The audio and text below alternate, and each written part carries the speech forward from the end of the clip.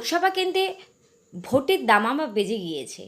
আজ 7ই মে মথুরাপুর লোকসভা কেন্দ্র তৃণমূল কংগ্রেস মনোনীত প্রার্থী বাপি হালদার ইকবালপুর থেকে সকালে বিধায়ক, সভাপতি, মন্ত্রী, জেলা পরিষদ সদস্য সকলে ও তৃণমূল কংগ্রেস সমর্থকদের উপস্থিতিতে শোভাযাত্রার মাধ্যমে আলিপুরে নমিনেশন পত্র জমা দিলেন।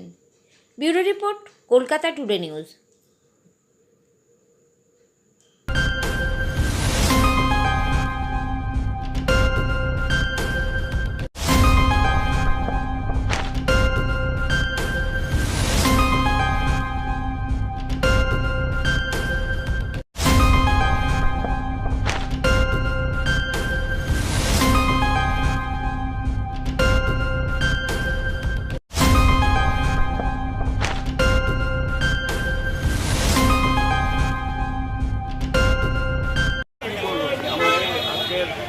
মথুরাপুর তহসিল লোকসভা কেন্দ্রের প্রার্থী নমিনেশন করবেন।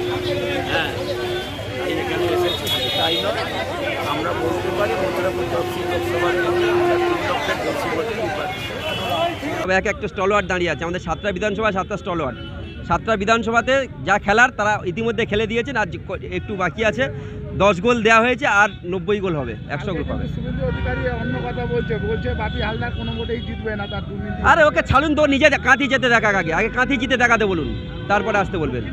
ঠিক আছে, এটা দক্ষিণ 24 পরগনা মাটি, অভিষেক বন্দ্যোপাধ্যায় মমতার মাটি, এটা জানতে বলবেন। ভোট হচ্ছে, আপনারা কি মনে করছেন? যতগুলো সিট, 4টে সিটে ভোট হচ্ছে, 4টে সিটই আমরা জিতবো।